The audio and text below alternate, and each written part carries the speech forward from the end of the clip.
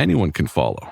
It takes something special to be an original, which is why the 2025 Lincoln Navigator SUV arrives with new ways of surrounding you in luxury, including the ultra-wide 48-inch panoramic display and the multi-sensory Lincoln Rejuvenate experience. A true original never stops evolving. So meet the 2025 Navigator, the original that's all new and better than ever. Learn more at Lincoln.com. Lincoln and Navigator are trademarks of Ford or its affiliates. I mean, what are your thoughts? Ass on, Shaq, Charles, Kenny, ass off, their performance on the NBA All-Star Draft. Do you believe it to not be sincere? Like this is an acting job? Because I think they were sincere. And so in that sense, I think they're ass off. They were being themselves. I don't know. Getting a lot of this was scripted vibes, that it was rigged, that they went in with templates. Can you make these teams not just random guys? Let's make it like, hey, one team is international. Let's just say paella.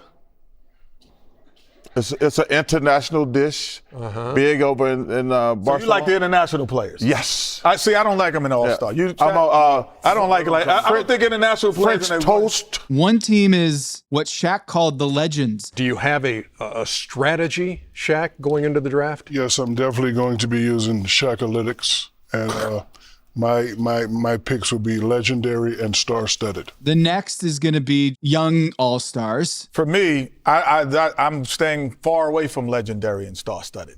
I think the millennial guys, they come to play. The quiet quitters. Interesting choice, Kenny. Yeah, the quiet quitters. It seemed a little too tidy to me that they decided beforehand, all right, Kenny, you got the young guys. Shaq, you got the old ones. And then I kind of feel like Shaq went off script a little bit at the end. Do you know who you're going to pick out of these three? Do you know who you're going to pick out? Don't tell me. I know who I want. And do you know who you want? Yes, hopefully not. On the count of three, I want you to all say them at the same time. 1, 2, 3. Donovan Mitchell. Hero. Donovan Mitchell. Tyler Hero. Tyler Hero. I want Tyler Hero. I'm giving you Donovan Mitchell. Because his mom is from Panama. Yeah, there you go. The Panamanian. Okay, I was trying to figure out. Souffle. I want Tyler Hero. Panamanian, Savannah, Panamanian. You said you were going, first of all, you said you were going with legendary. I know, but I said that because I want y'all to fight me and take my pick, and I'm going to take Mr. Brown. But you said Hero, but you're taking Jaylen Brown. Because I wanted to be like, no, I want just like So you're taking did. Jaylen Brown. Yes, Jaylen Brown. Jaylen Brown. Shaq looks down on his notes and goes, oh yeah, I want Jaylen Brown. Maybe there is something to this conspiracy that they had predetermined who's going on which team. We have templates. Some might call them stone template pilots, if you will, of which way they were going to navigate. Which, if we're trying to make people interested in this all-star game, why are we leaving anything up to randomness? Why are we leaving anything up to chaos? Why not give people a script that they can get behind?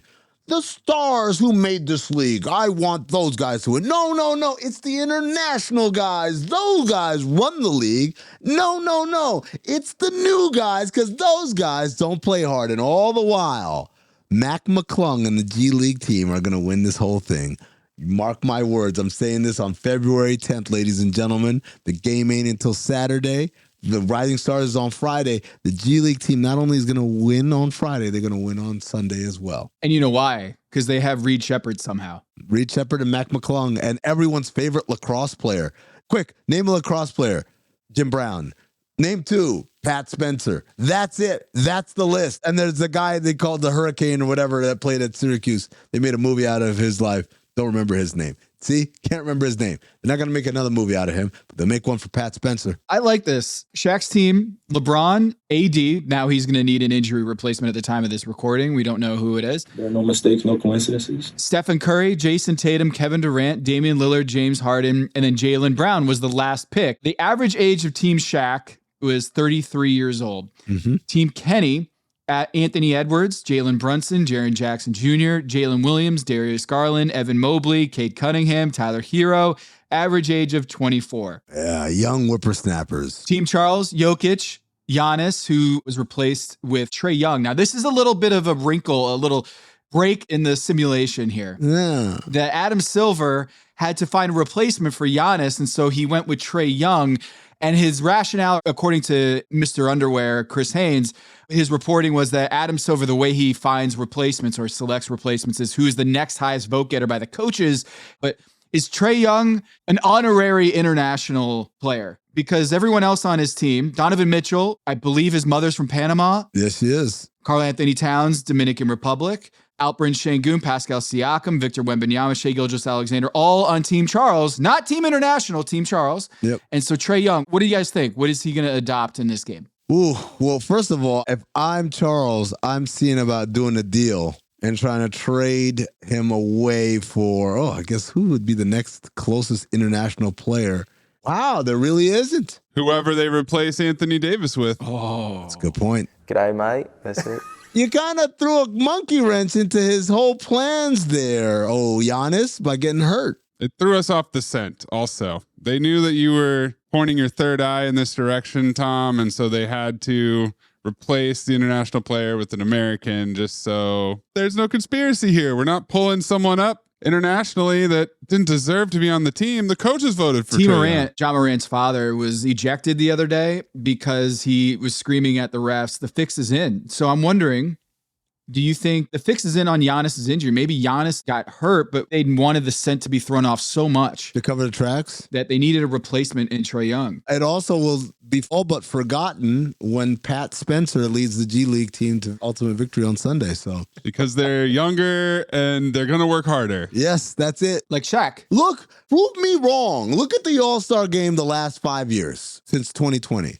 No one plays hard, so who are the people who are most likely to play hard? Number one, first-timers. Number two, people who shouldn't be there. No, they have no business being there, so this is their one shining moment, if you will. This is March Madness all over again, folks, but in February. The only way I would have had this different is if I had Victor Wembanyama on the Young Guns team. That's how you know, by the way, this is all rigged. Fair point. That's how you know the fix is in. You got Kenny saying, I need a big man. I'm going to go with Jaren Jackson Jr. And everybody looks around saying, Because if it weren't in such neat little boxes, then Victor Wembanyama clearly, he fits all the descriptions of what they needed. If Kenny sings them, I'm getting young whippersnappers, it's the first time they're going to play hard.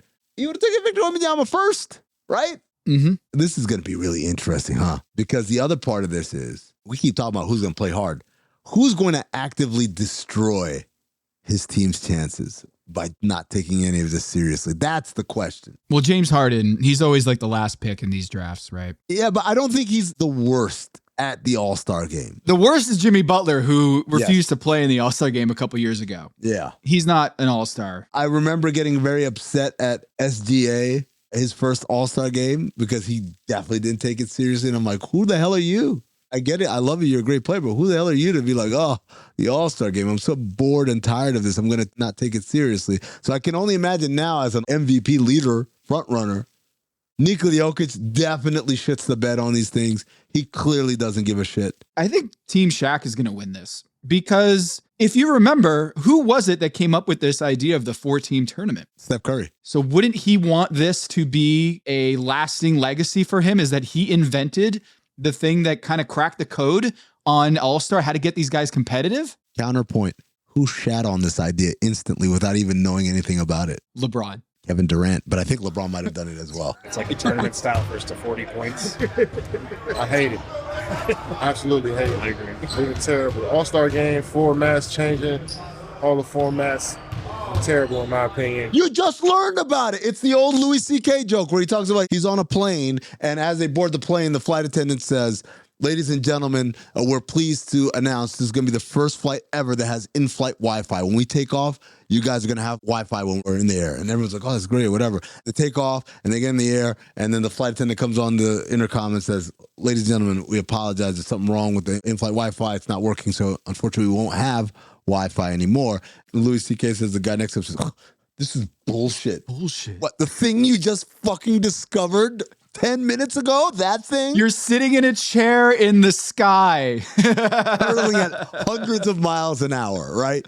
This is the same exact thing. And so for all the Steph Curry enthusiasm, I give you the pessimism of Kevin Durant, who thinks this shit is horseshit anyway. there's no way Shaq's team wins. I'm going to go with Team Kenny. If I can't take my beloved G Leaguers, here's why. The Jalen's. Jalen Brunson, Jalen Williams, and Jaren Jackson. Those guys. But Jaylen Brown plays for, maybe there's a trade that's going to be in the works. Jaylen Brown. Oh, maybe. Jaylen Brown's 28. So Jalen Brunson, he's 28. I don't know, man. Is Jalen on Team Jalen or is he on Team James? Jason Tatum, James Harden, LeBron James, Jaylen Brown. I feel like he's caught in the middle there. That's tough. No, you're thinking about this all wrong. Remember, we have to consult the oracle of the All-Star draft. We have to go back and remember that this All-Star draft, they got rid of it last year. They brought it back in this one. It's rigged. We opened our third eye on the way that you have Team Shaq, Team Kenny, and Team Charles, all coincidentally one type of category, one type of theme for each of those teams. But you got to keep your third eye even more open. Kenny Smith, did he play for the Miami Heat? No, he didn't. Never. Did Charles Barkley play for the Miami Heat? No. Did Shaq? Did Shaq play for the Miami Heat? Shaq did. I believe his jersey is retired, if I'm not mistaken. It's interesting. There's a team that seems to be holding out their cap space for 2026. They just traded for Andrew Wiggins, who kind of eats into that theory a little bit. It's the Miami Heat. LeBron James reportedly was a little bit, you know what? I'm going to fully flesh out this theory in the agenda. I'm going to hold it, and you're going to have to wait for the agenda for me to reveal this theory. Can I give you one more theory about why the G Leaguers are going to win? Sure. Who's coaching Team Shaq? Is it Shaq? No, they're the general managers. The people coaching are like, Mark Dagnall's staff. They don't care. Wait, is it Jeremy Lin? Jeremy Lin's involved. Jeremy Lin. What's the greatest feel-good, come-from-behind underdog story in the history of the NBA? Muggsy Bogues. Linsanity. Oh, okay. Guess what? Linsanity lives again with these scrappy underdogs. Oh, my God. You telling me a team that has Reed Shepherd and someone named Dink Pate or Dink Pate, don't know how to pronounce his name, and Mac McClung, who single-handedly saves All-Star Saturday every single weekend himself, every single year. And how about J.D. Davison? Never heard of you, but you play for the Maine Celtics, apparently. And, of course, everyone's favorite lacrosse player, Pat Spencer. Everyone's laughing. I'm telling you right now. Linsanity strikes again. Bang. My assignment. Uncover why the association inspires more conspiracy theories in volume and salience than any other U.S. sport. You've heard of the Illuminati. The truth is out there, but so are lies. Your eyes can deceive you. Don't trust them. The NBA has always been controlled by about 8 people. Denial is the most predictable of all human responses. If you're only using 10% of your brain, you don't even know that you're using 10% of your brain. The NBA Illuminati. If coincidences are just coincidences, why do they feel so contrived? The Illuminati. But you start to follow the money, and you don't know where the f*** it's going to take you. It is unspoken. They have influence among other players. The NBA Illuminati. I don't have time for your convenient ignorance. Maybe I'm a conspiracist now as well. That's all it took. Oh, we got books, we got schools. You saw a video on YouTube. My eyes, sir. You've never used them before. We are the Basketball Illuminati.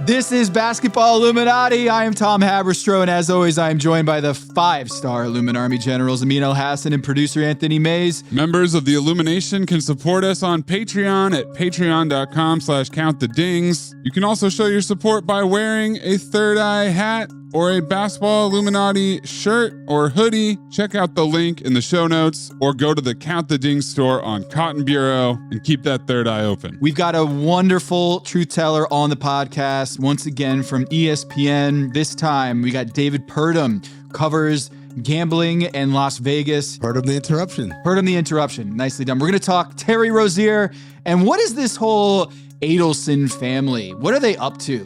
Well, we're going to get the insights from David Purdum himself. As always, if you haven't subscribed, go subscribe, rate this podcast 5 stars, and expand the illumination amongst all of your circle. We're going to talk to David Purdum in a little bit, but first. Listener, listen up. This is important, okay? I'm going to try to save you some money here. If you're still overpaying for wireless, it's time to say yes to saying no. At Mint Mobile, their favorite word is no. You may think like, oh, that's bad. No contracts, no monthly bills, no overages, no hidden fees, no BS. Here's why I said yes to making the switch and getting premium wireless for $15 a month. You heard that correctly. $15 per month. Ditch overpriced wireless and the jaw-dropping monthly bills. And of course, there are all these hidden fees and stuff, but at Mint Mobile, plans start at $15 per month. All the plans come with high-speed data, unlimited talk and text. You're not doing like weekend and nighttime minutes or anything like that. And it's delivered on the nation's largest 5G network. Use your own phone. Don't have to get a new phone. Use your own phone with any Mint Mobile plan and bring your phone number along with all of your existing contacts. I switched months ago. People have asked, did you actually switch? Yes, I actually switched months ago, and I don't know what to do with all this extra money. I've cheated the system here. I've rigged something. This is an Ocean's 11 situation where I'm stealing wireless from Mint. That's how good a deal it is. Ready to say yes to saying no?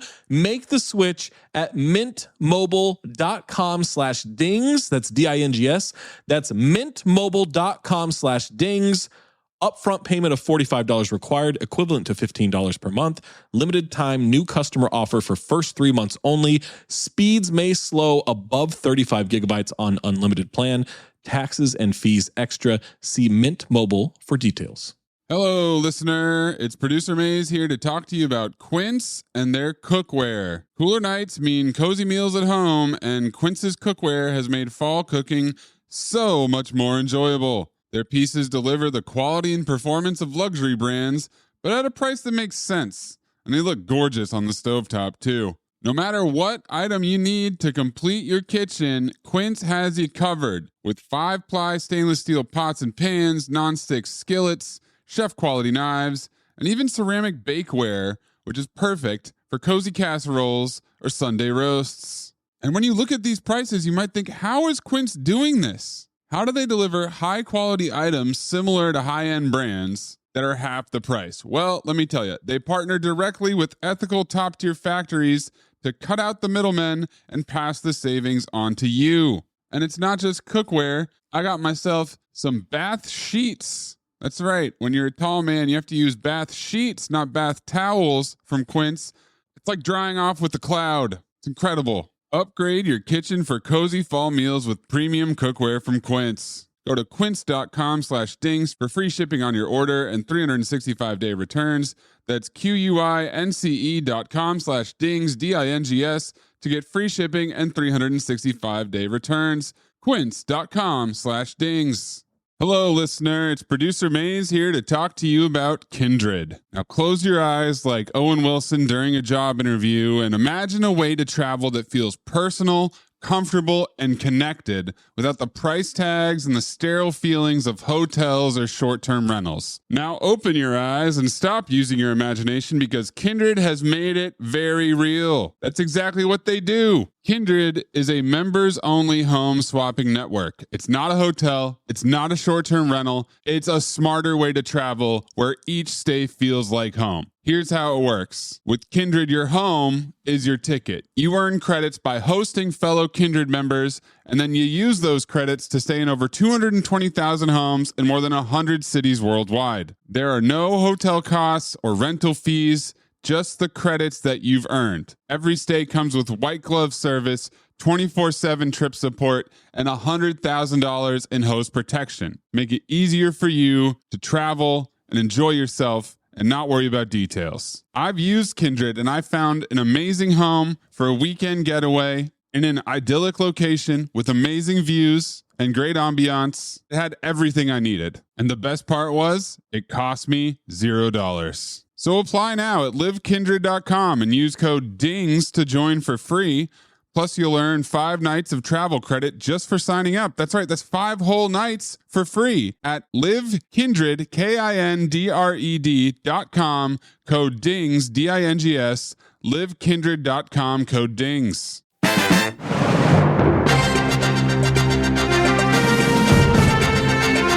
You are listening to The Agenda with Amin Elhassan and Tom Haberstroh.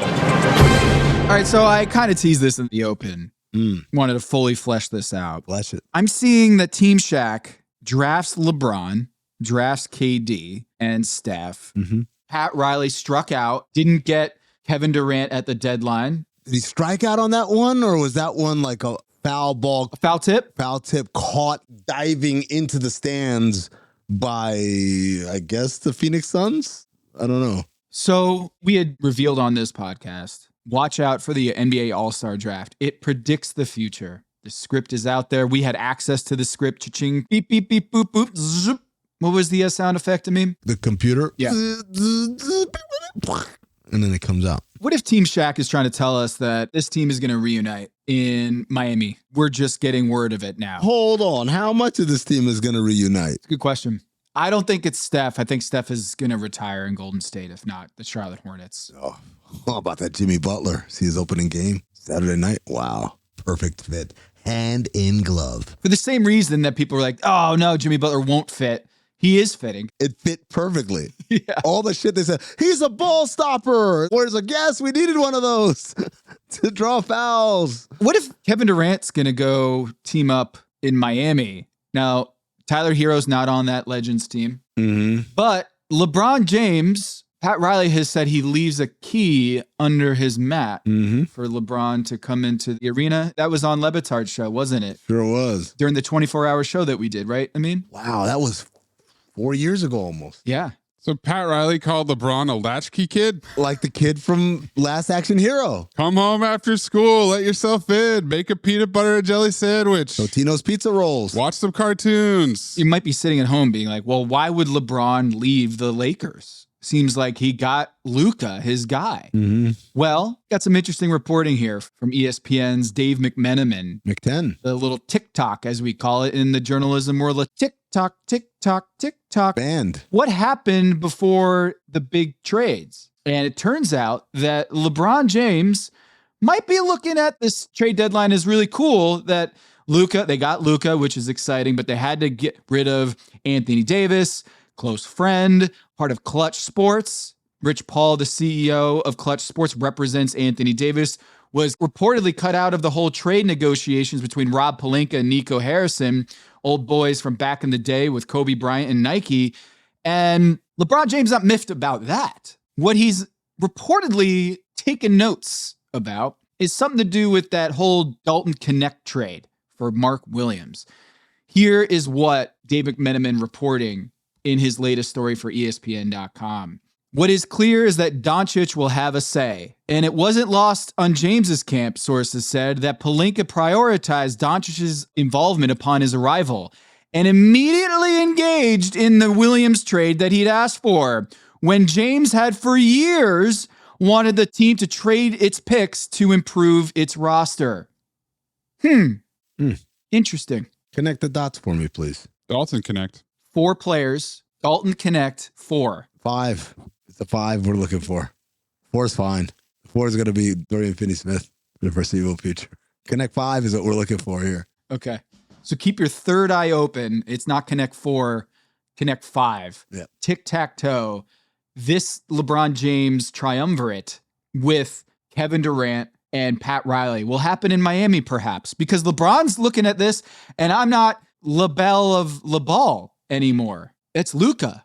This is really interesting dynamics here. LeBron gets Luka Doncic, but then realizes, does that ever happen where LeBron is no longer, I guess in Miami with Dwayne Wade? No longer what? Everything revolves around them. Kind of feel like everything revolves around LeBron in Miami. If he stayed in 2014, nothing changes. You know what? You get out of here. Dwayne Wade's our guy anyway. That's not how that went down. Weird thing about this is we at Basketball Illuminati try to connect dots that aren't connected, right? We try to pull back curtains. This one feels like it was kind of out there. I feel almost like I've been told I'm redundant at this point, because we know Rich Paul was not part of the conversations. We know that they informed Rich Paul, this is the thing that we did for post-LeBron life. And we know the moment they went, no to Vucevic and no to Jonas Valanciunas and yeah to Mark Williams, that this is all about fit alongside Luka and not alongside LeBron. These are all overt actions by the Lakers that don't require reading of the tea leaves. They're telling you straight up what the deal is. But there's also this meeting we learn about. We always talk about agents and how agents have more influence on the teams, whether it's CAA and the Knicks, Excel and the Denver Nuggets, or whether it's Clutch and the Lakers. Well, interestingly enough, there might be a new one. A new agency in Los Angeles? What's really interesting is this little detail from Dave McMenamin, again from ESPN.com. Jaxson Hayes will have Doncic's support, however. He was the first of Doncic's new Lakers teammate to go out to dinner with him once he arrived in Los Angeles. Now, why would Jaxson Hayes be going out to dinner with Luka Doncic? Maybe it's not the basketball team that they play for. What if it's Bill Duffy and his agency that he joined, WME? Wait a minute. Jaxson Hayes, Luka Doncic are both represented by Bill Duffy, longtime super agent of BDA, now WME. And they dined together. We're getting lots of restaurant tips. We had the Ascension Coffee Shop, and we now have footage of Nico Harrison and Rob Pelinka having that cup of coffee where they're just tossing it back and forth. Hey, would you ever? Would you ever? Would you ever? Turns out this meeting of the minds also has some interesting wrinkles to it because Doncic apparently really likes Jaxson Hayes, so much so that he wanted him to join him in Dallas. Did Luka want Jaxson Hayes to join him in Dallas, or did Jaxson Hayes want to join Luka in Dallas? This is Jaxson Hayes, who told ESPN in an exclusive on Saturday after posting 9 points, 12 rebounds, and 2 blocks and win over Indiana, quote, "When Luka was in Dallas and I was in New Orleans for my first few years, they kept trying to trade for me. New Orleans never allowed it. He was like, hey, do you remember when we couldn't trade for you? I was like, do you remember what I told you after every game I played against you? After every game, I would be like, if you ever need a big, I would love to play with you.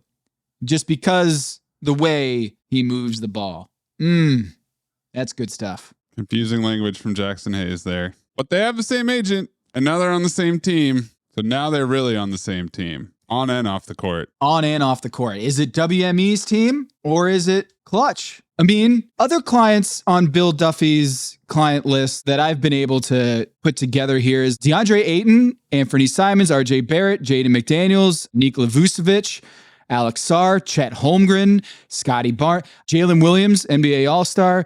These are some big names. So do you feel like Bill Duffy, it's not a power move, but the Clutch wins might be turning a little bit? It's funny because overnight you get this shift of power. And this happens on NBA teams. Whenever you say like, oh, this agent controls this team, look, that power and that permanence only exists as long as the best player on the team is rep by that guy. So we did an episode earlier about Denver's Team Excel over there, right? Mm-hmm. But the moment Nikola Jokic retires or gets traded or signed somewhere else, that center of power dissipates dramatically for Excel. And if the next best player walks in the door is a Clutch player or is a priority sports player, guess who becomes the most powerful voice around that?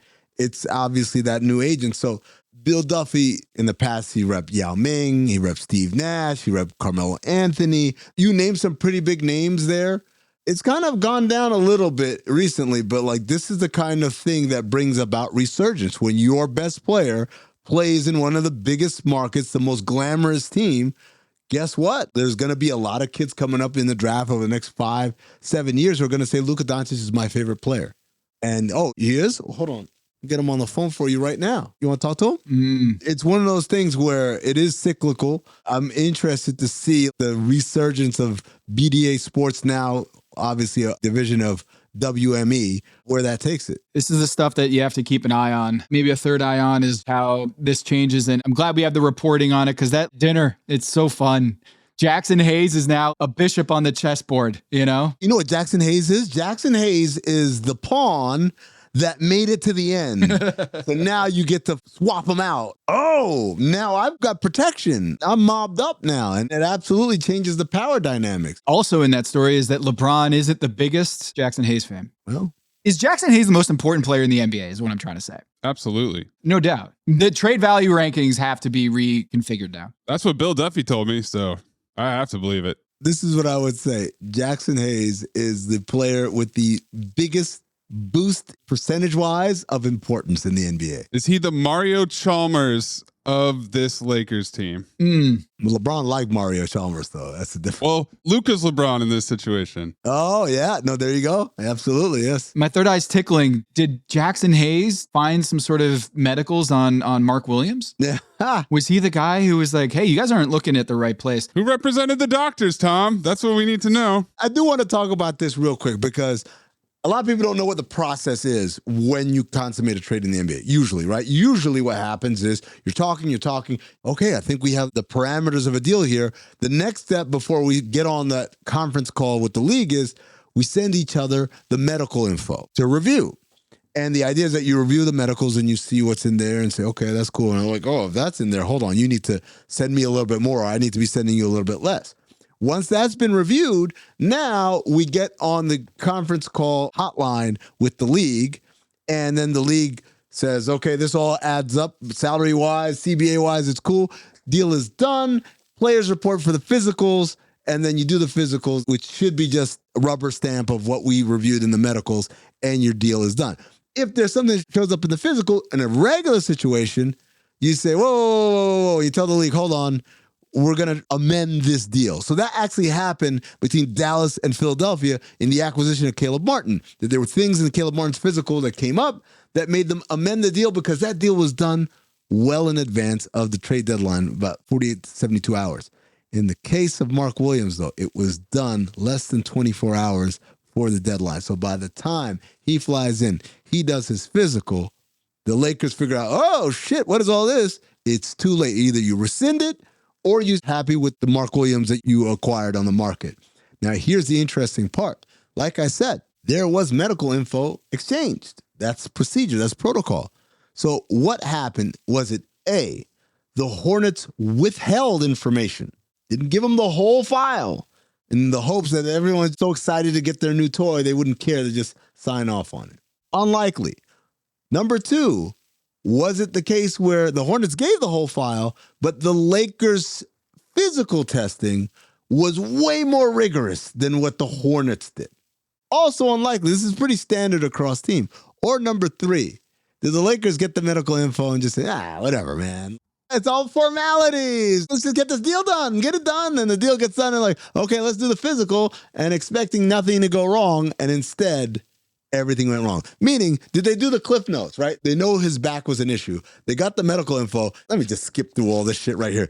Yeah, that's fine. Back's fine. It'll be all right. Rather than reading the fine print, because that's the kind of stuff when you're doing a deal on deadline day or in the deadline window, you don't have as much time to do your due diligence. Yeah, they said that it wasn't the back injury.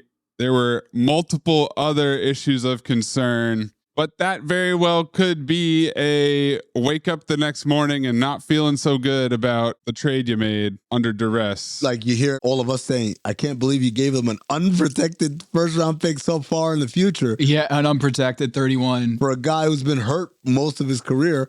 Maybe Mays, but again, I would go back to, it still starts and ends with the dude had stuff that was physical failable. Mm-hmm. It's not like he's fine and you gave up that. But I think we all could have guessed that, right? The Lakers could have guessed that. They knew they were acquiring a liability. Let's go back to blaming Charlotte. I like that. Tom. Hey. Anything to respond? It's funny you mentioned this because I was at shoot around Friday, Spurs, Hornets, and I saw Dalton Knecht in the hallway going into the locker room. And I was like, oh yeah, the newest member of the team. Cool. Everything seemed fine. And then the news broke on Saturday night. Yep. A whole day later. Tom, you want to hear the really fucked up part? If Dalton Knecht plays in that game Friday night, it's over. Done. You can't rescind, I don't believe. Is this a you can't arrest a husband and wife for the same crime situation? Yeah, I don't think that that's true, Dad. Really?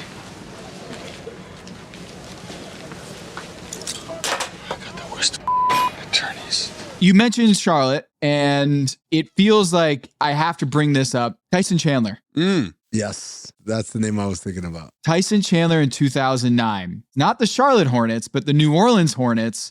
They traded Tyson Chandler to the Oklahoma City Thunder to join Russell Westbrook, Kevin Durant, and Jeff Green to complete what would, I think, be the biggest deal that year at the deadline. But the crazy part of that story is after he was traded for Joe Smith, Chris Wilcox, and the rights to Devon Harden, not James Harden, Devon Harden, the trade was rescinded because the doctor that had reviewed Tyson Chandler's turf toe earlier, Dr. Carlin Yates, Oklahoma City's team physician, looked at it again and said, you know what? It's risen to the level that we're going to fail this physical. Chandler was baffled, according to ESPN.com's reporting by Chris Broussard and Mark Stein, February 2009. He said, quote, "This is absolutely crazy," said in a telephone conversation Wednesday night, quote, "I am super shocked. This is nuts." Now, he was baffled by Yates' ruling in part because Yates performed surgery. Did the surgery, yes. On Chandler's big left toe in April of 2007 when the Hornets were playing in Oklahoma City. Yes. Chandler played 79 games the following season, missed 19 games this season, none because of the big toe, but the guy who performed the surgery is the one who nicks the physical or nicks the trade because of the physical on his big toe. Right. And the rest is history. Tyson Chandler doesn't go to the Thunder. They don't win a championship in a couple years. Instead, it's Kendrick Perkins anchoring that back line. The leader of the team. When I was with Oklahoma City Thunder, it wasn't KD, it wasn't Russ, it wasn't James. I was the one leading, along with Nick Collison. That was before or after the Mavericks championship? Before. Before. Tyson Chandler goes to the Mavericks. So the Mavericks went on to win a title. So watch this. Here's another rescinded trade from NBA history, right? Sean Elliott, who was playing for the Pistons, gets traded to Houston for Robert Horry, Matt Bullard, and 2 second-round picks. Well, guess what? That trade gets rescinded. Robert Horry and Matt Bullard stay in Houston. 1994, they win the championship, in part because Robert Horry and Matt Bullard hit a bunch of threes. The deal being rescinded gave the Rockets the championship. Meanwhile, Sean Elliott becomes a free agent at the end of the year in Detroit, leaves Detroit, goes back to San Antonio, where he ends up winning a championship as well. So Tyson Chandler wins a championship by having his deal rescinded. Robert Horry, Matt Bullard, they win a championship in Houston because their deal got rescinded. Do you think Mark Williams is going to win a championship in Charlotte because this deal got rescinded? Or is it maybe Dalton Knecht? So keep your third eye open on Charlotte and the Lakers, ladies and gentlemen, to win a championship within the next 5 years. Meanwhile, in Dallas, I'll tell you who didn't fail a physical and didn't get a trade rescinded. It's Anthony Davis. Damn. Who came out enthusiastically against the Rockets, put up 26 points, 16 boards, 7 assists, and 3 blocks in 31 minutes, and exited the game in the third quarter and is now expected to sit out a couple weeks with an adductor strain. It's the craziest shit, right? Number one, his first half line was like 23-12, 5 assists and 3 blocks. It was incredible. It was the full Anthony Davis experience if you are the Dallas Mavericks. Oh my God, this guy's one of the greatest players to ever play the game. Ah, shit, he left another game due to injury. Number two, he was already injured. Now, here's the funny thing. I looked up my guy, Jeff Stotts, right? He does an incredible job of this. When he originally had that injury, I believe it was against Chicago back in late January. The reporting was from Jeff Stotts that typically you lose about 10 days or 3 games. Then Jeff Stotts goes on to say, unless you do something more to it, in which case it could be something that lends itself to surgery, a surgical procedure, which will fix it, but will also end the season. And bing, bada, boom. Here we are, ladies and gentlemen. After Anthony Davis tells us in the locker room after the game, it's fine. It should be fine. Not a big deal. We get reporting from Mark Stein. That's right. The same Mark Stein that gave us the Tyson Chandler thing way back when, that this might be something that sidelines him for weeks, if not the rest of the year. Holy shit, Patrick Dumont. You might be in some deep shit now. Or is it Nico Harrison, I guess, would be in deep shit? Patrick Dumont doesn't care. Well, let's listen to this bizarre audio recording of Patrick Dumont that has been befuddling us all day here at Basketball Illuminati. This is the Dallas Morning News releasing this interview, I suppose, or is it AI generated? What's going on here? Let's listen. The Dallas Mavericks are not moving to Las Vegas. There is no question in that. That is the answer unequivocally. The Dallas Mavericks are the Dallas Mavericks, and they will be in Dallas. We bought the Dallas Mavericks. We're keeping them in Dallas. We're committed to Dallas, and we're committed to our fans as the Dallas Mavericks, and that's where the team will stay. This is not in question. question. Yeah, this is super weird. I don't really understand what's going on here. Why can't we get a picture of Dumont saying this? Is it not a video? The only thing I can imagine is that this reporter walked in with the old school tape recorder, hits the button, puts it probably not on the table with that sound quality, probably in his pocket or something. And that's typical when you have a sit-down interview. People will record so that they can go back and review their notes and the quotes, get the quotes exactly. But we live in a day and age where everyone has a high-tech mic on their phone. Just put the phone out there. It'll sound a lot better. From a bygone era. As an audio engineer, this made me cringe. Yeah. I can't even fix this. I have to let it play raw so you can understand exactly how odd it is. And then they also posted something on their YouTube, which is someone reading the headlines of the Dallas Morning News. I don't know what they're doing over there, but they are the source for this Patrick Dumont quote. So in my mind, the way teams win is by focus, by having the right character, by having the right culture, and having the right dedication to work as hard as possible to create a championship winning outcome. And if you're not doing that, you're going to lose. And if you look at the greats in the league, the people you and I grew up with, Jordan, Bird, Magic, Kobe, Shaq, they worked really hard every day with a singular focus to win. And if you don't have that, then it doesn't work.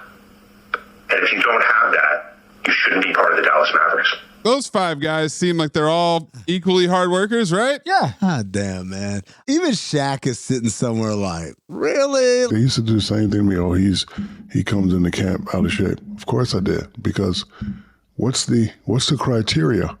You show me a guy that comes into camp in shape and has done more than me. You can't. I'll wait.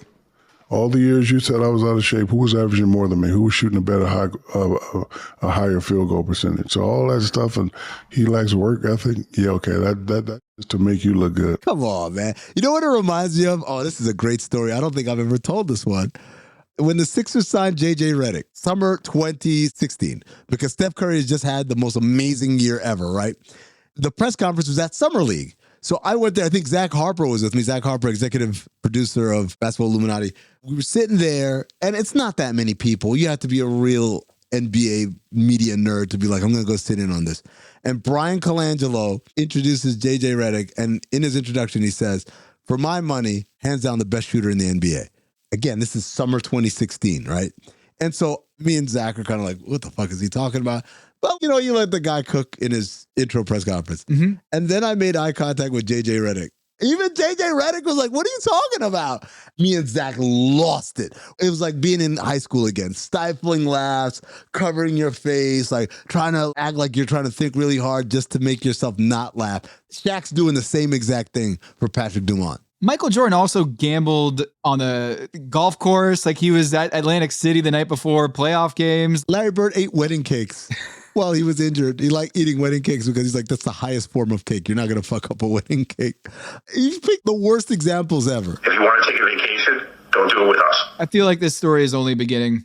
Defense wins championships, but you signed Klay Thompson to $50 million and you acquired Kyrie Irving. Now, Kyrie Irving trade, they got him for basically nothing in that deal, but still, you have to spin this, that defense wins championships. But what happens when Anthony Davis is out for the whole year and you say, oh, we have a 3 to 4 year window, and half of that year that you think you're going to have a window is gone now, potentially, because Anthony Davis is out. Why would you do this? Also, hey, motherfucker, you know what you don't want to do? You don't want to give the motherfucker you just traded extra motivation to get his life in order. Nah, you guys are wrong. They're from a Sands Casino family. You got to gamble every once in a while. Yeah. Isn't that right, Tom? That's right. That's right. We're going to talk to David Purdum. Speaking of that, we need to get more information about the increasing influence of the gambling world in the NBA space, not just with the Dumont family and the Adelsons and the Mavericks. And we had Chris Kratovil, the Dallas attorney, last week. We got a new truth teller who's not just going to talk about that,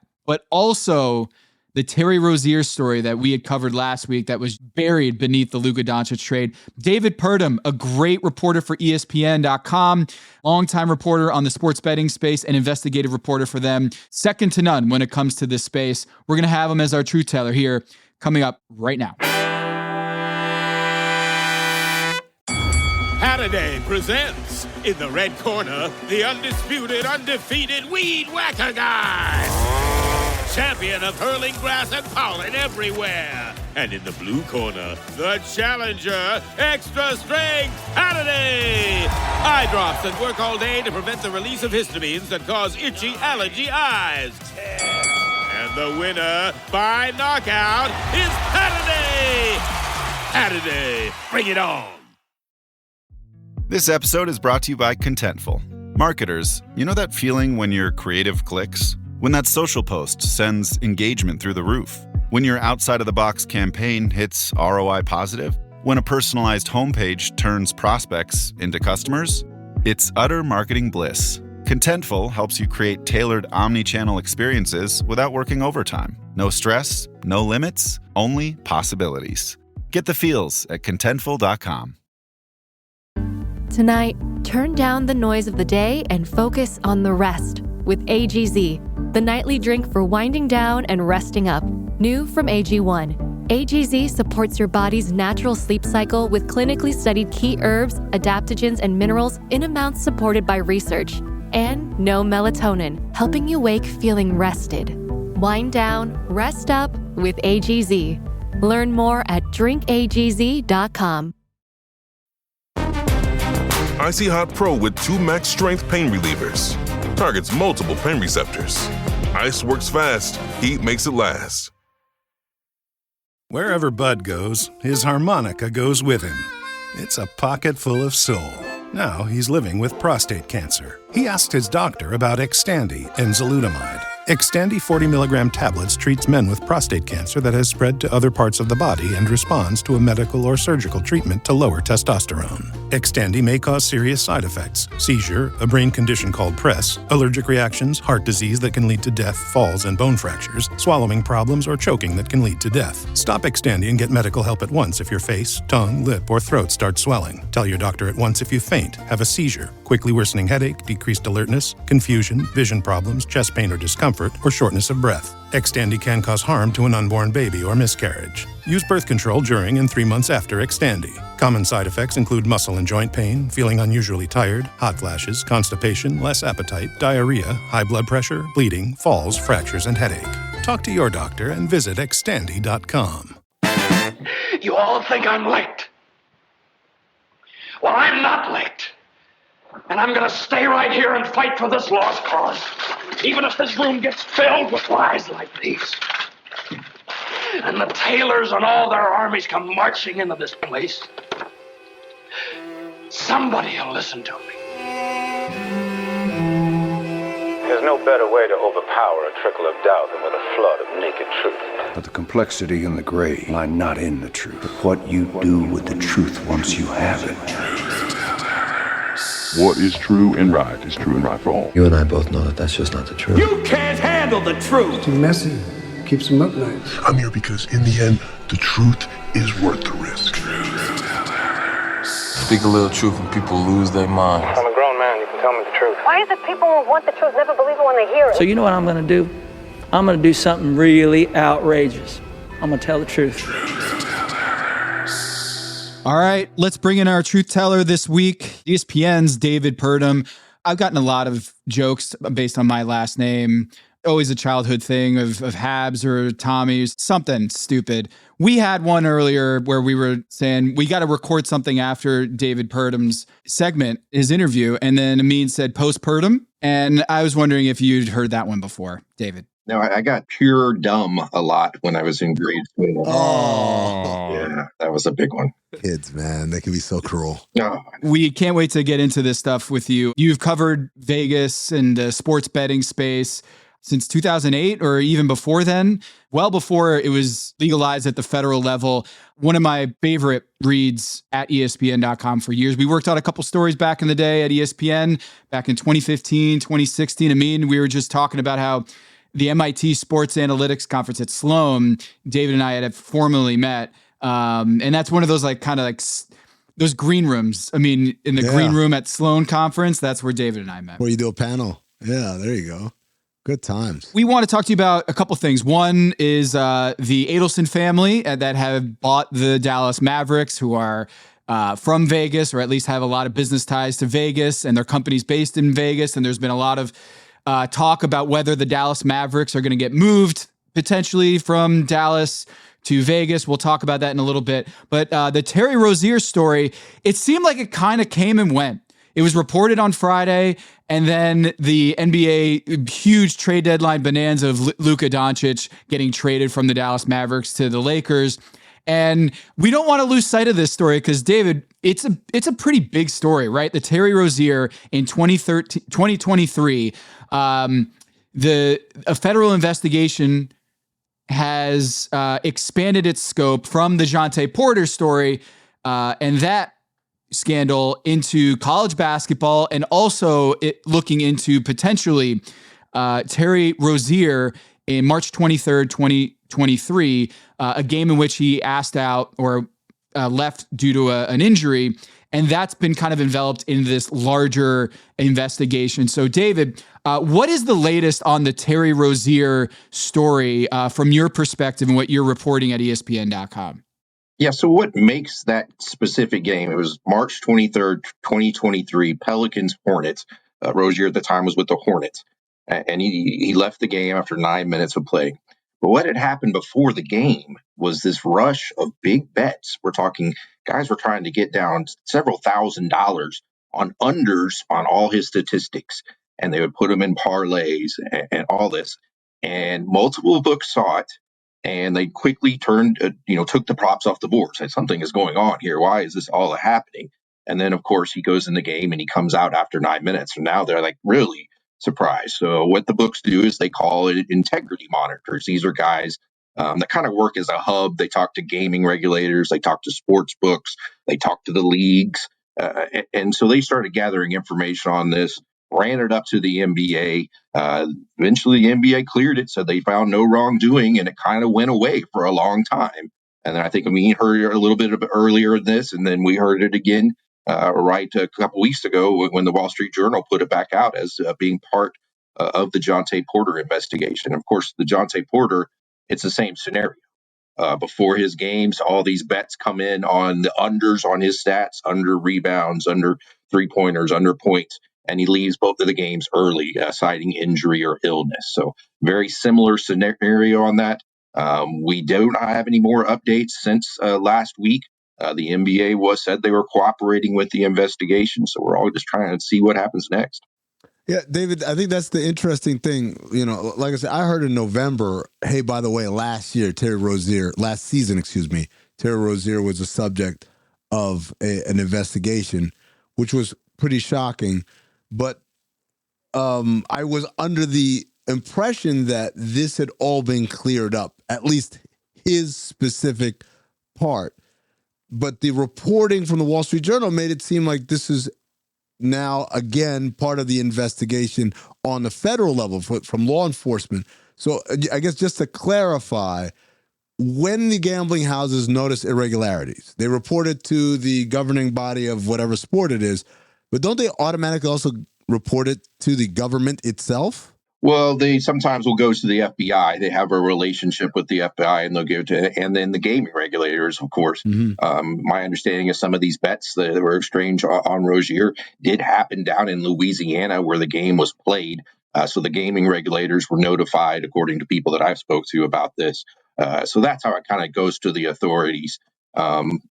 It's kind of weird because it's a difficult thing to report on, I'll say, because if there's nothing there, and we put out a story, hey, they're looking at Rozier being investigated for betting, and it's completely innocuous. Well, that stays with him, right? That stays with him. So it's a very challenging thing. And what has happened since the Porter, they've arrested 5 people that were involved in the Jontay Porter thing.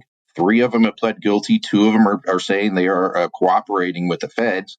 And I know that some sports books received requests from federal authorities for betting documents, information on certain of those guys that were involved in that. So it kind of makes sense to me if they get those documents, they go to, oh, wait a second, they were also betting these weird amounts on this March 23rd game.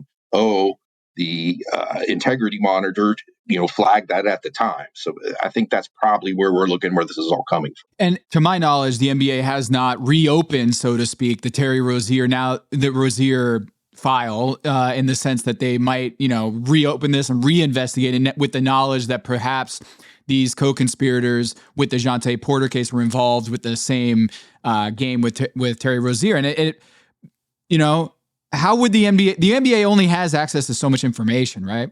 They don't have subpoena power. They don't have ability to look into these betting records the same way that the feds might. And so they are operating with a little bit of a blind spot here, is that like, how much can they get into Terry Rozier and where those bets are coming from? They have partnerships with different entities, sports books, but that stuff, I think the federal investigators, they have a lot more power than the NBA league office does, right, David? Oh, certainly. I mean, they could subpoena the sports books and summons them for betting records, whereas the NBA probably could work with their partners a little bit and get some of the stuff. But if any of the activity happened at a non-league partner sports book, they're flying kind of blind. So I certainly don't know what the steps the NBA took to investigate. They have acknowledged that they did and cleared him. But now they say they're cooperating with the Eastern District of New York's investigation. David, you've obviously been covering this space for quite a while. How shocked were you to hear that an NBA player would be engaged in this type of activity?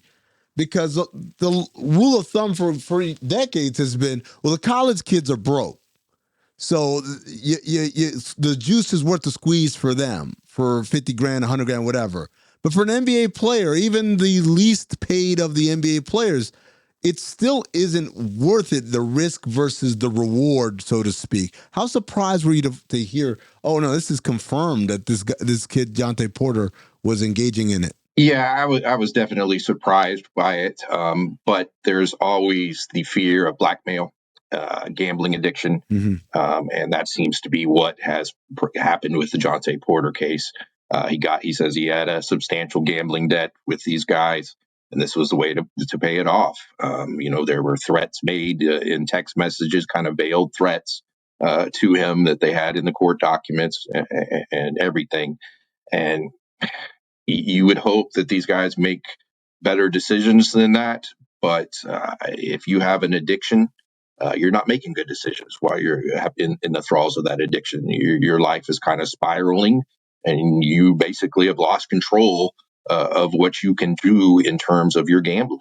And that does seem to be the case with Porter.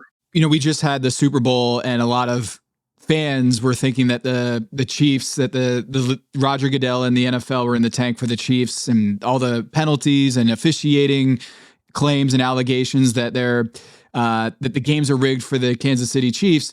And then you have in the NBA, always with the Tim Donaghy scandal, the perception the NBA is fighting is that, after Tim Donaghy was ensnared in his own scandal, that the referees are on the take or what have you. And they're always fighting against that. But then you have Jontay Porter, where it confirms a lot of what I think fans worry about, is that some of these players, it's not on the up and up, and that they have some sort of incentive to throw the game or shave points, etc. Where, in your perspective, does the NBA have a bigger perception problem when it comes to, corruption or rigged games than, say, the NFL? And did the Super Bowl kind of change the conversation there when the Eagles won 40-22? When legalization, when they were going through this was 2018, if you remember, it was the sports leagues fighting against it. They did not want this to happen. And their big argument was like, look, if we bring all this action out here in the spotlight, it is going to damage not only the integrity of our game, but the perception of the integrity of the game. And that was almost as important to them at that time. Adam Silver has come out and said, no, he doesn't regret changing his position and supporting it, bringing it so they can see it all. They have more visibility of what's being bet on their game right now than any time. But that doesn't mean that the general public thinks that necessarily inoculates them, right? The general public, we are more and more a conspiracy-driven society. Social media has really put that out there and really caused that. I don't know if the NBA has a worse perception of the integrity, is worse in the NBA than the NFL. Anytime there's a controversial ending in anything, a stat change in the NBA, I get emails from bettors all the time. Oh, they're clearly made this as a rebound, and they didn't credit to them, and that would have made my parlay hit. Clearly, the refs are in, all the stat keepers are on it. Anything with the NFL, bad call here or there. First call against in the Super Bowl was that kind of pushing off on AJ Brown in the face mask. People erupted, but then like the next 2 or 3 close calls were all against the Chiefs. So I'm certainly not in the conspiracy crowd. I always ask people when they start going that. So when did this start happening? How many people know about it? Yeah. Because if it's more than 2 or 3, you're not keeping it secret. So it's a tough to decide who has the worst perception of the integrity right now. But it's something that leagues are definitely concerned about. David, your recent reporting is that the gambling ring behind the Jontay Porter stuff, the one that put a lot of money on Terry Rozier, also were dealing in the collegiate ranks with some smaller schools, some HBCU schools. But the Jontay Porter and allegedly Terry Rozier that was kind of cleared by the league, those were player prop bets. That's not what was happening in the collegiate level, was it? No, the collegiate level, there were a lot of the suspicious activity were on the point spread in the first halves, right? Not the full game where it's a -7 or whatever, and you bet, will that team cover the spread for the full game? They were targeting the first halves. And what really got the sports books like going, what is going on here, is the first half line is usually about 50% of the full game line, right? Makes sense. Well, they would keep betting it over. So if the first half line was 3 and the full game line was 7, there were some games that got bet all the way up to the first game line to be 7.5, greater than the full game line, and people were still betting it. And that's what really,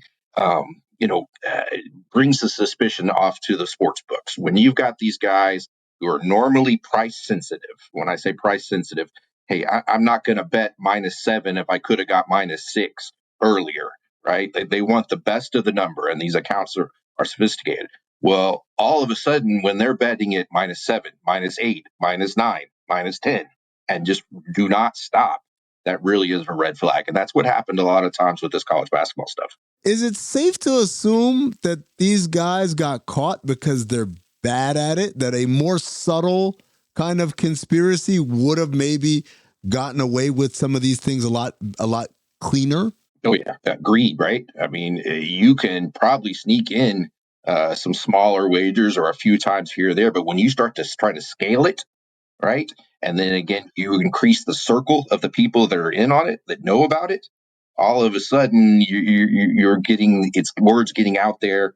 The sports books are starting to notice it more and more, and that's what happens. So if you were to try to compromise the game, certainly not advocating for it, but if you were to keep it kind of small and maybe $500 here, $500 there, and maybe it's just you and one other buddy, you could probably sneak that through.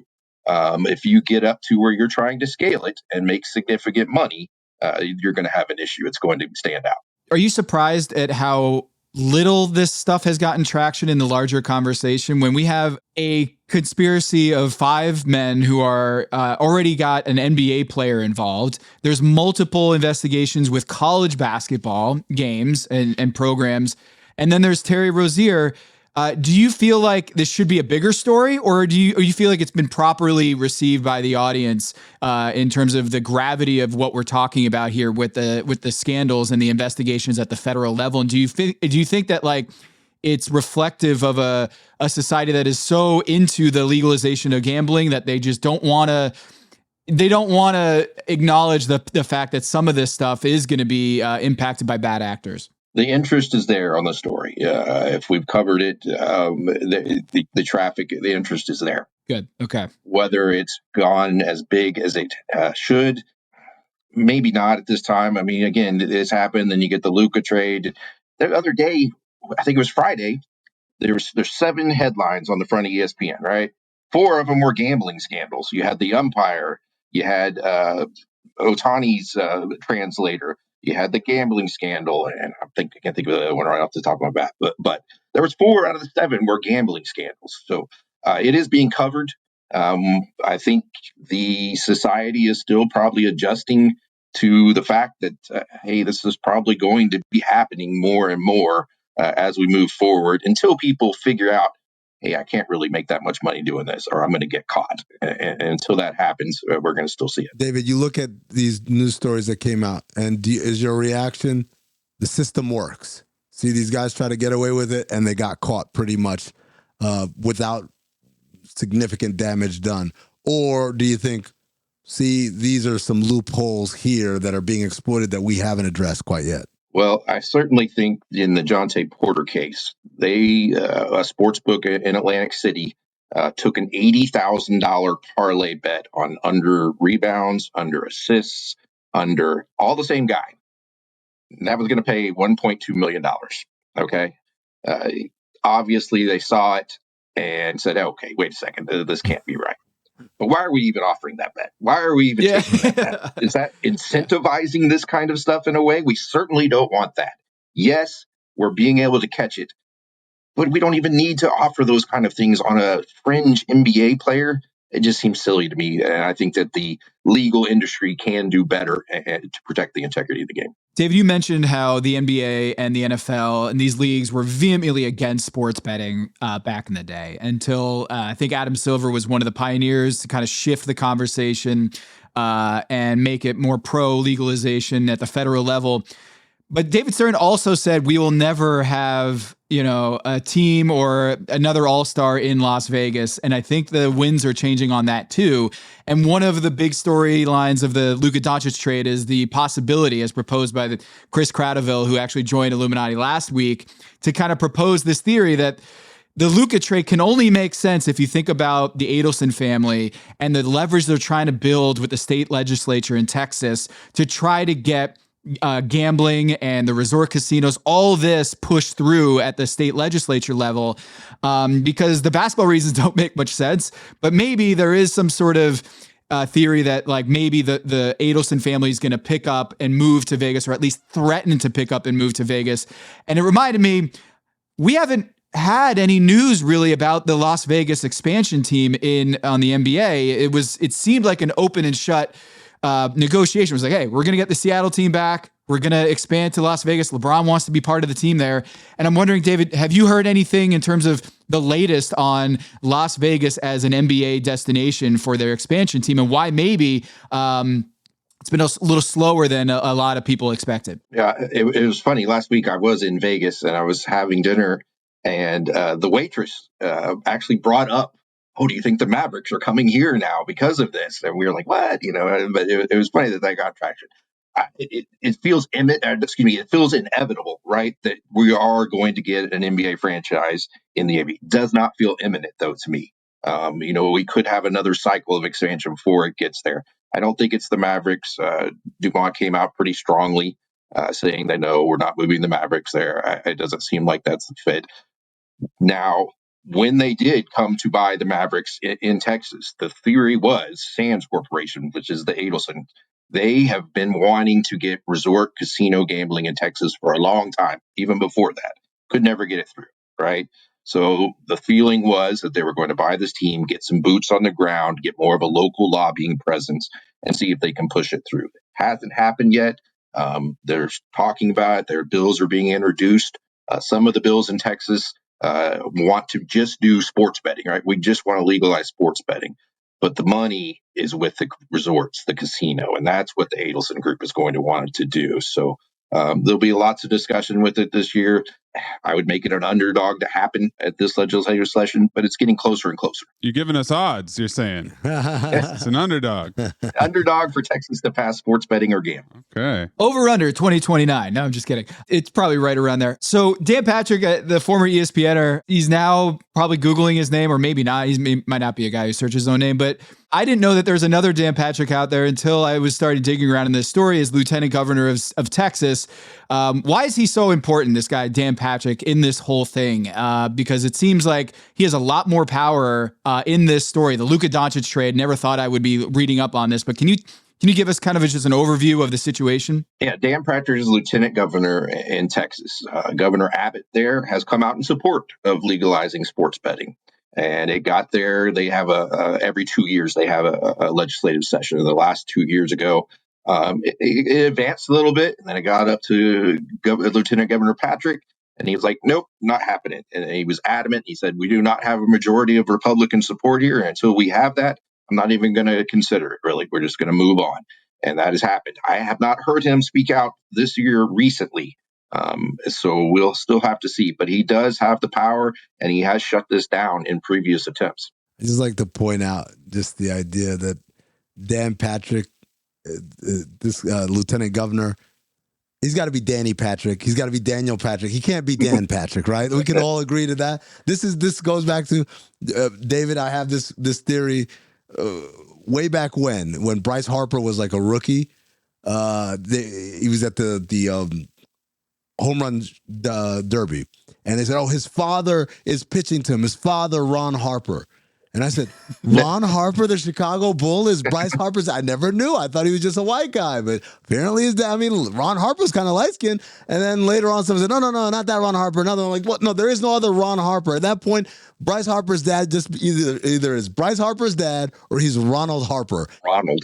He can't be Ron Harper. Similarly, this guy can't be Dan Patrick. He's got to be Daniel. He could be Danny. I'll give him Danny Patrick. Danny seems a little informal. I guess I would go Daniel. Daniel Patrick. There you go. But enough of this sharing names thing. Whatever you call him, he's got power to stop things in Texas. Touche. If it's not the Adelson family in Las Vegas relocating, pulling the team from Dallas to Las Vegas, who is going to win in your opinion? Like who are the different entities that could get the Las Vegas team for the NBA? Well, the MGM was, they were the first sportsbook partner with the NBA, and they have the T-Mobile in their facility right there. It's connected. I don't know if you guys have been in a while, but it's right there on the Strip, across from New York, and MGM Grand. And there was always talk about, them bringing a NBA team there. I think those are kind of quieted a little bit. So you're going to have to see. Caesar still has a prominence there. It's tough to tell who would do it at this point. Maybe Sands gets back in there. Sands has Bellagio. The Lagos Stadium is right there connected. If you guys have ever been there, maybe the Sands. Maybe Adelson does. Maybe it's a different team though, and gets it over. And there's the LVXP project that's being built also as well. Is there? Look, in most regular cities. One of the things that these buildings do is that they're in the business of concerts and the circus and all the other things. That's how you make your money, because if you're an NBA city, you only have 40 some odd of these home dates. The rest of the year, you need the other stuff. That's why a lot of NBA teams have a hockey team that plays there as well, or vice versa. But in Las Vegas, there seems to be so many venues for not a big town that already is very entertainment driven. I mean, beyond the arenas, T-Mobile and Allegiant Stadium and whatever this new project is, and the Sphere and Thomas and Mack, you also have all these other smaller in air quotes, venues inside of Mandalay Bay, inside of the MGM Grand, et cetera, et cetera. Is there no saturation point to any of this where just Vegas cannot have another venue? You're getting ready to have the A's Stadium right there on the corner from Paradise and Flamingo right there on the Strip. So they're putting in another one.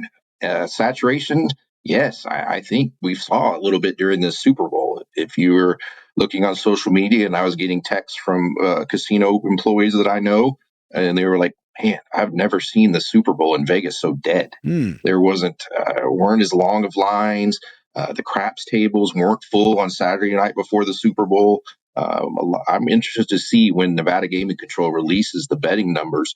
They'll come out tomorrow on the Super Bowl. I kind of expect a dip here. So I do believe we're reaching some sort of saturation there. Does that make it too late for the NBA to get there? Probably not. But your point is accurate. I mean, there is a lot of venues and possibly too many. Why do you think the NBA was so late to the game? It seems like they were, they had the All-Star game in Vegas. And then Adam Silver's, out in front of legalization of sports gambling at the federal level. But they're like kind of one of the last leagues to get in on that market outside of the summer league. Why are they so late to enter into the Las Vegas market, you think? They had the Aces too. So, I mean, the WNBA team there. So I don't know if that paused them. There's been rumors about it going to happen. You guys have heard them, I'm sure. But, 3-4 years we've been hearing that it's going to happen. I still do believe we will have an NBA franchise in Las Vegas. When, I'm not sure. So why it took so long, I'm not really sure either.